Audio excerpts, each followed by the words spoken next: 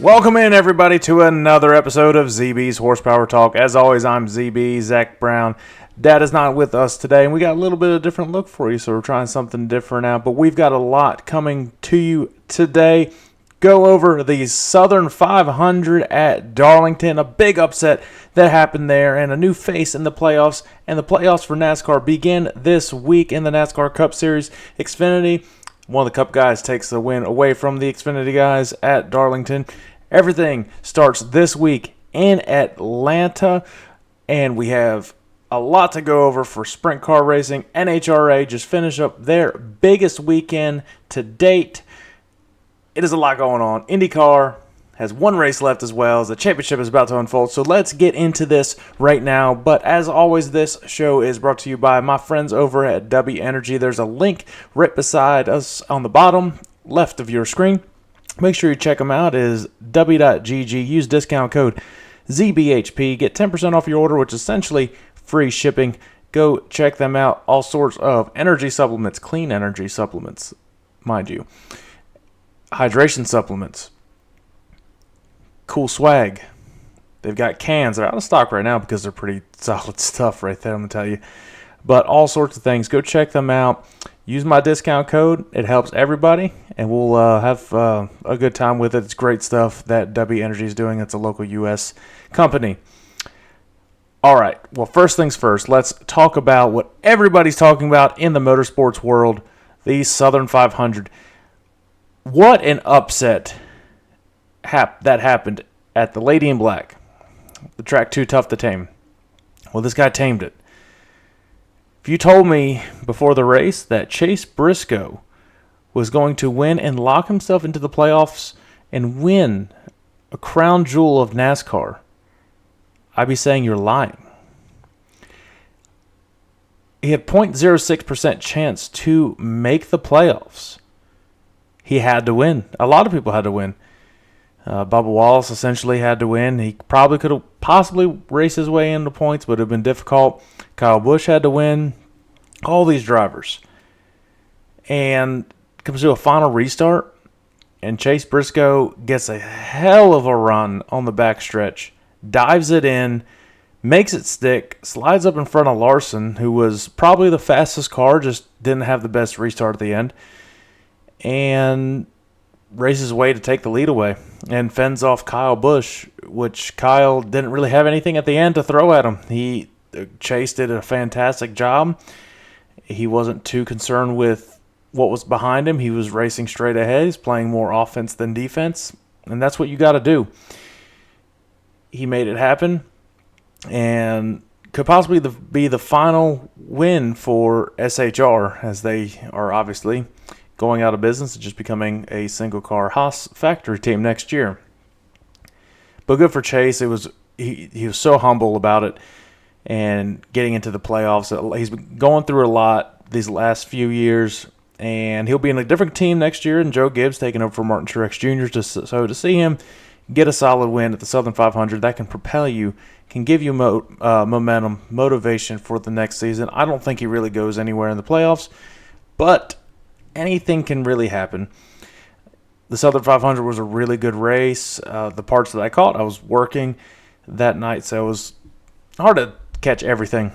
But I was pretty much spot on with my predictions, and if Martin Truex Jr. didn't wreck in the beginning, I think everything would have been pretty solid, and my fantasy was right on, and it was all correct for the most part. The Hendricks and Toyotas were fast, like I predicted, and Chris Buescher and Brad Keselowski were solid in the race. It was, I kind of know what I'm talking about sometimes, it seems. So I think Kyle Larson would have been the one to win had the late race caution not come out. But that's how racing goes. That's how the Southern 500 seems to go. Anything can really shake things up.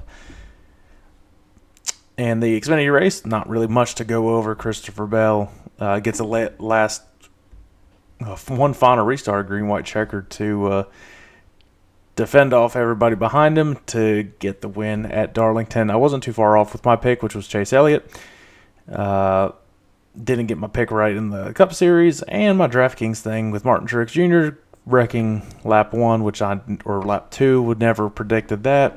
Kind of messed up that. So if you followed me on social media, on X, and you put the same bet I had, I apologize. This week's not going to be much better. Let's dive into Atlanta. This is speedway racing. This is another crapshoot. To start off the playoffs in this type of racing is going to be a lot of fun and impossible to predict. Atlanta has put on really good shows with the speedway racing. I was very skeptical of it to begin with, but when they went to this, I enjoyed it. And each race has gotten better and better, and now the track has gotten a little bit more wear and tear over the last couple of years since the new repave, and it's really helped. Completely smooth track, not wearing any tires, not doing anything to make the drivers drive these cars. Gets a little boring sometimes. But this racing has been very good. If they do it like Daytona was last week or 2 weeks ago, I think we're in for a treat. I haven't seen what the stage breaks are, see how it's all broken down. But I don't think it's going to be hard for people to conserve fuel here, to ride 3 wide and just ride it out. It'll be good. It'll be an interesting race. There'll be a lot of cautions, I believe. It's start off the playoffs though. This is absolutely incredible. I think this will kick off a very, very good NASCAR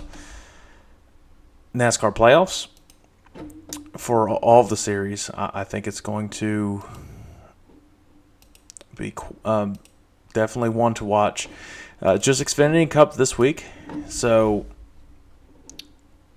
they're both Xfinity is a night race or evening into night. Cup race is at 3 o'clock in the afternoon. Completely different styles, different than what we saw in the spring with Atlanta, where it ended under the lights for the Cup Series. Now, I think you'll see cars slide around. It's been cooling off in the south. I haven't seen what the temperature is looking like in Atlanta, but it's still going to make if it's sunny, the track's going to be hot and slick. That will make a very, very good race. Another unpredictable race. And I'm using a similar strategy to what I saw at Daytona, what these cars were doing and how fast they were and how they were handling at Daytona, how these drivers were able to navigate through the field and be there at the finish. And no, I'm just a heads up, I'm not picking Harrison Burton to win this one. I don't think he makes it past this round. I'm not picking Chase Briscoe. I don't think he'll make it past this round. But I do potentially see an upset here, and it might be a non-playoff driver that wins this. But let's take a look at the playoff standings. And I'm going to give you my first 4 out. Now, I could be completely wrong because of Atlanta. Atlanta is the crapshoot of this. And you do have Watkins Glen is next week, and that's another crapshoot in itself, so you could definitely see upsets there. Drivers like Daniel Suarez has potential to win both these races. I don't see it happening. I think you'll see more of the regular drivers take command here. So, in case you're wondering, look on NASCAR's website, but this is the list of the 16 drivers in the NASCAR Cup Series playoffs. You got Kyle Larson, Christopher Bell, Tyler Reddick, William Byron, Ryan Blaney, Denny Hamlin, Chase Elliott, Brad Keselowski, Joey Logano, Austin Cindric, Daniel Suarez, Alex Bowman, Chase Briscoe, Harrison Burton, Ty Gibbs, Martin Truex Jr. Now, Tyler Reddick, because of the regular season championship, he's bumped up to the number 3 seed in the playoffs.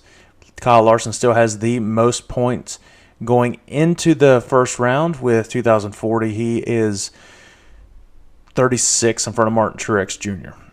Here's my first 4 out. And here's who do not advance to the round of 12. Let's just get out of the way. Harrison Burton. He doesn't move on from this round. Next one, I already mentioned it, Chase Briscoe. I don't think he makes it out of this round. Another one, and I think he could potentially do well at the Glen, but I'm picking Austin Cindric. He's out. And believe it or not, he hasn't been racing too well lately. And he has potential at the Glen because of winning earlier in Chicago this year, but other than that, he has not really been solid. Alex Bowman, I think these next two races he's going to have to step up if he's going to have a chance to move on, but I don't see Alex Bowman moving on. So those are my first four out.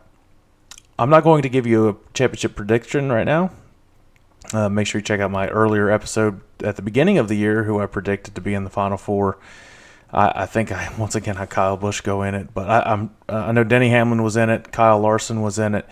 I think I might have had Joey Logano and possibly Chase Elliott or something. I can't quite remember, but make sure you check that out. I'll have to look at it. But I think those are the first four out. I think those are realistic ones to be out. But Martin Truex Jr., not the greatest speedway racer, but it is Atlanta, so really anything can happen there. Yeah, it's kind of up in the air, really. Did I give you four? I gave you Harrison Burton, Chase Briscoe, Austin Cindric, and Alex Bowman. I think Suarez does move on. I think he could win at the Glen.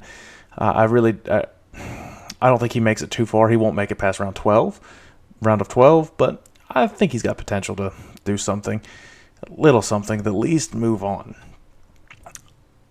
And that's the defending winner of Atlanta winning in the spring. All right, so we get that out of the way.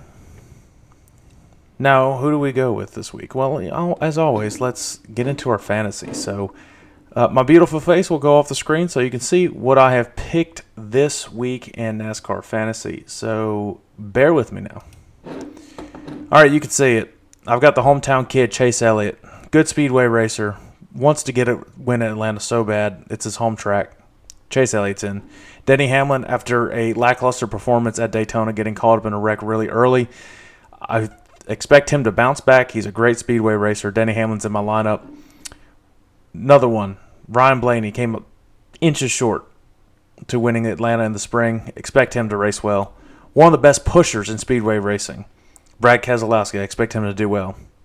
Another one came up just short in Atlanta in the spring. Didn't make the playoffs, but he is a lot of motivation to do well right now. Chris Buescher.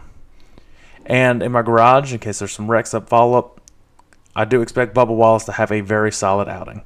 Now, here are the matchups that NASCAR's giving you. You've got Chase Briscoe versus Harrison Burton. Based on what the Wood brothers do at the speedway type racing, I like Harrison Burton over this one. You've got Ryan Blaney versus Denny Hamlin. I'm going to give the edge to Denny Hamlin again. I really think he will have a very good race here, not finishing great.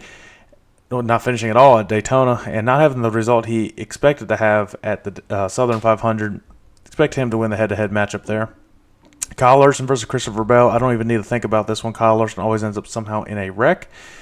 So he doesn't need my luck to jinx him. So I'm going with Christopher Bell. I think he'll be a solid pick as well. Tyler Reddick versus William Byron. I like the 2311 cars in this race. I like the Toyotas in Atlanta. I've got Tyler Reddick over William Byron. Now, some hot picks. They're obviously going to want you to pick Daniel Suarez. Of course, he just won at plus 1,400. Not a bad number to pick Daniel Suarez. The next one, William Byron. It's a hot pick.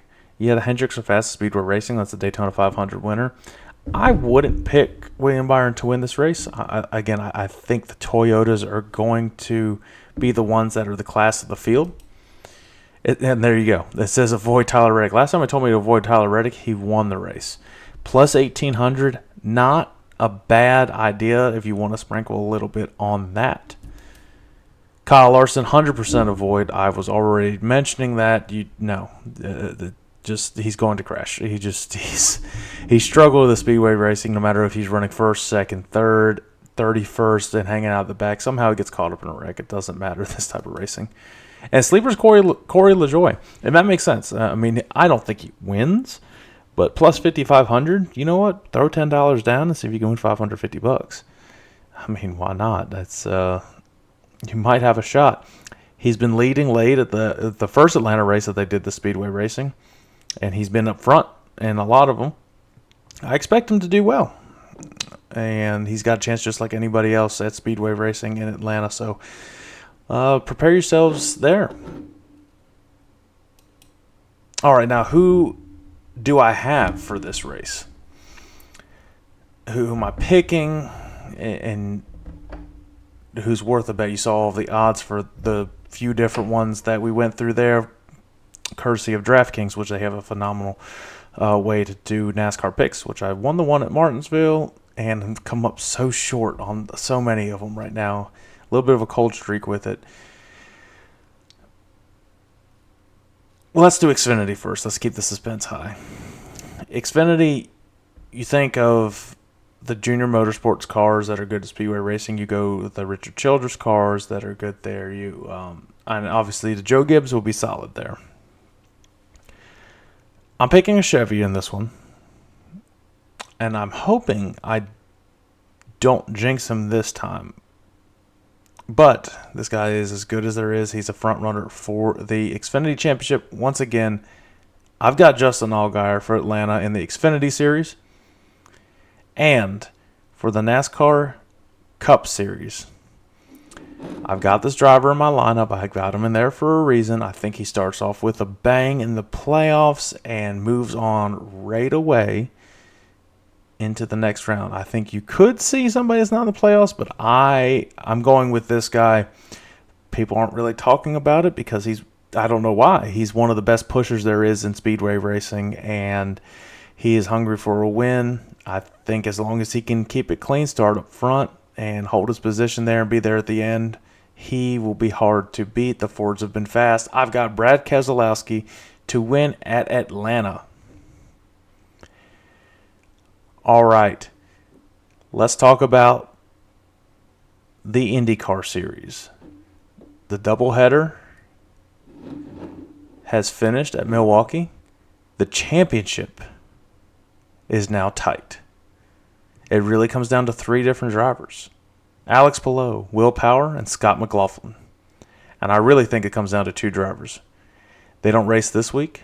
They race in Nashville next week. We will dive in a little bit deeper when it comes to that.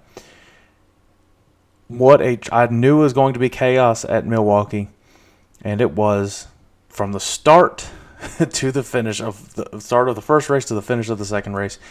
Incredible crowd, great racing, hard racing. You know the championship's on the line. These drivers are driving so hard. It all comes down to this.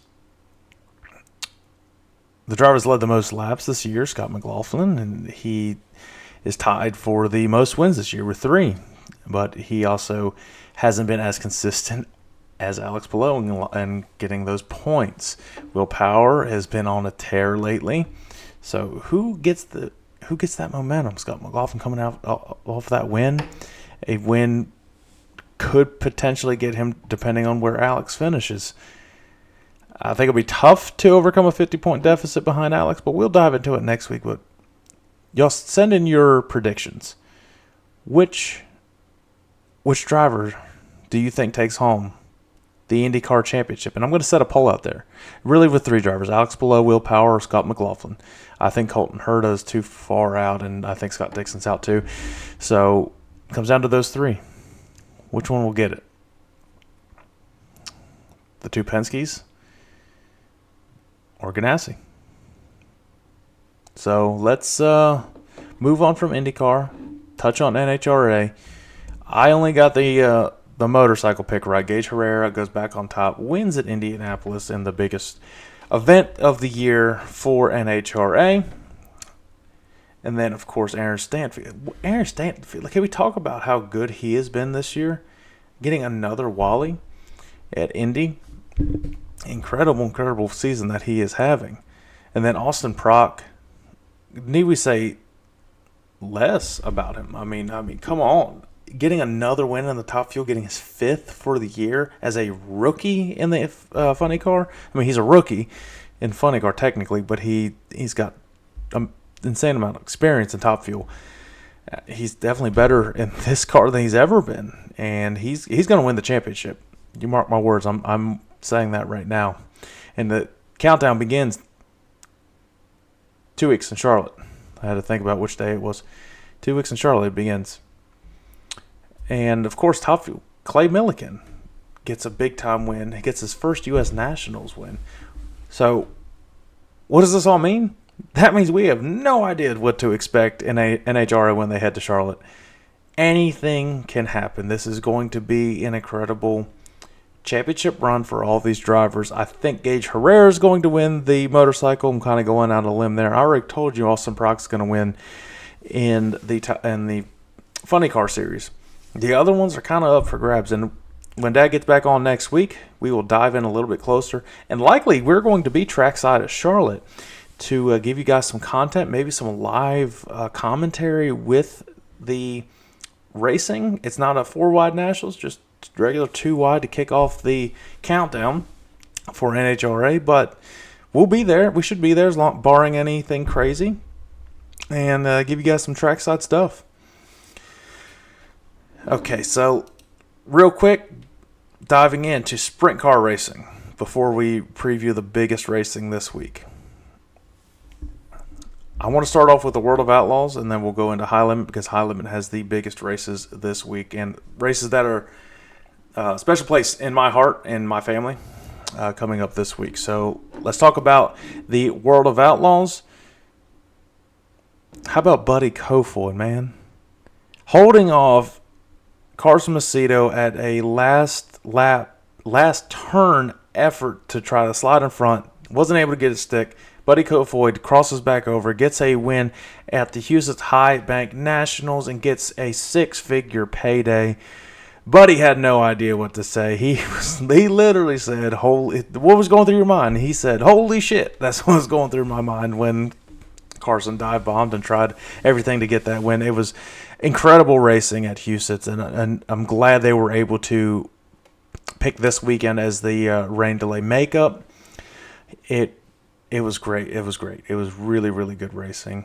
You can't really say enough about the track preparation, the drivers being patient with them. They understand that Mother Nature, things happen in sprint car racing. And luckily there was a great week to have a rain date, so they were able to make it work. And they have 2 races this week. Nothing really big. It's kind of a little bit settling down, but it's the first time in 5 years that the World of Outlaws head to the Stockton Dirt Track, and that's in Stockton, California. It's 12,000 win, but they already had their big payday. This is one to these are a couple races now. Let's start racking up some points to see where we can get to with the championship. So let's break down the championship in this one. David Gravel is running away with this. Carson Macedo is actually closing in on Donnie Schatz, only 4 points behind in second place. So it looks like David Gravel, barring anything crazy that's going to happen, with his 13 wins, he's going to be the champion this year. I'd be shocked if he loses that lead. He's been consistent enough this whole year. He could probably crash on one of these or both of these races and still have the points lead. So let's talk about the Stockton Dirt Track. I'm going to it's a semi-banked dirt track. I believe it's a quarter mile, 3/8 of a mile. David Gravel does have the track record last time they were there. What does that mean? Yeah, you already guessed it. My pick for the Stockton Dirt Track is none other than the point leader and pretty much put this championship to rest. David Gravel's my pick for the Stockton Dirt Track. And they race once again on the 7th at King Speedway, which, if you remember correctly, the High Limit was just recently there. Tom Tarleton Classic in California. And this is his This is Carson Macedo's team's home track, so it's a similar type of racetrack as Stockton, and I think it'll be another good racing. If you get caught up in lap traffic, the way you can move in and out of it, this means a lot to Carson Macedo and his crew. But that's not my pick for this weekend. Kind of a dark horse here.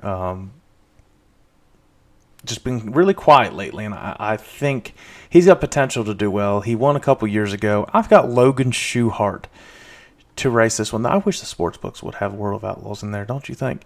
But I like Logan Schuchart for this race coming up at the Tom Tarleton Classic at King Speedway. It's time. Let's talk about the High Limit Series. Go over Skagit real quick. Rico Abreu goes back-to-back nights, and the final night gets his biggest payday ever, over $102,000 from the Skagit Nationals. Rico fends off James McFadden, which we were really close on. He was solid both all the nights, and Dad and I had the same picks last week, so yeah, we weren't too far off. At least we kind of know what we're talking about. So the championship points, I mean, it's really no. Yeah, there's no, it's no race anymore. Brad Sweet's going to win the championship in the High Limit Series. I didn't see what let's see if they have the points up for the Midweek Money Series. So Midweek Money is still Tyler Courtney. He's still 16 points ahead of Brad Sweet. But there's no Midweek Money this week. It's all regular races to get championship points and extend his lead. This is the second biggest race in Pennsylvania, in central Pennsylvania area. The Tuscarora 50 at Port Royal Speedway. If you don't know what that is, Tuscarora 50 is a 50-lap race at the infamous Port Royal Speedway in Port Royal, Pennsylvania. In the mountains, in the foothills where it rains, unpredictably, just like any other mountain town. Small town, the fair is going to be in full effect in this one. Beer will be sold. Feelings will be hurt. It's going to be a good time. The Tuscarora 50 it means so much for the local crews, especially the ones that are racing there for the track championship. The posse is going to show out big time. There's 3 nights. Do I think they get all 3 nights in? No. It's very rare that you get 3 nights in a row in Port Royal and it doesn't rain in any of them. I think you'll get the main event, and hopefully, I haven't looked at the weather. I'm really looking forward to this one. A lot of big racing this weekend to have. This might be one of the biggest races this weekend, though. The strategy of Tuscarora 50 is it breaks down to 25-lap features, essentially. You have a break at halfway, and then you move on to the second part of the night. That red flag that they have, you can make adjustments and do whatever you need. That is significant, because if your car is not doing what it needs, there's some certain mechanics out there that can make your car complete junk and make it a rocket ship for the second half. I expect really good racing. Port Royal's been putting on fantastic racing. The track has looked phenomenal this year. It really has. The testament to the track crew. The crowd is going to be wild. So what does that mean? There's 3 nights. I'm only going to give you the Tuscarora 50 pick. That's the one that matters. You're going to see posse versus high limit. That's what it comes down to. Well, this guy was really, really fast at Port Royal. Last time when they were there, he's been fast at a lot of the PA tracks. And he's a leader in the Midweek Money Series. He's second in points. He needs to get some wins and try to close up to Brad Sweet. My pick for the Tuscarora 50 is none other than Sunshine Tyler Courtney. Now, not PA people. You might get mad at me for not picking a PA guy.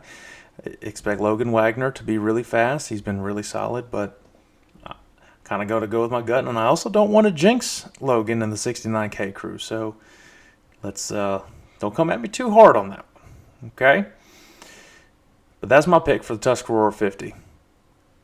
Now, we were going to do our top 5 this week, or 5 tracks outside of the U.S. for NASCAR to potentially race at in a points-paying race, but we'll wait until next week when Dad gets back on and we're both together and we can reveal our top 5 there. In the meantime, keep dropping in the comments what tracks you want to see there. Let me know what you think about this. Make sure you share on all social media. Follow me on all social media. Share it. Subscribe to the YouTube channel. It doesn't cost anything. You just hit the little subscribe button and you just follow and all the content that I have. And check out all the guest interviews that I've had in the past. Trying to figure out a few to have coming up to end the season. And we're getting closing in to the final part of all the racing seasons. So, yeah, make sure you remember my pick for the NASCAR Cup Series, Brad Keselowski. Look at those odds there, and it might not be a bad idea to have him on there. Make sure you guys follow wherever you get your podcast. All podcast networks, available everywhere. Till next week, guys. See you then.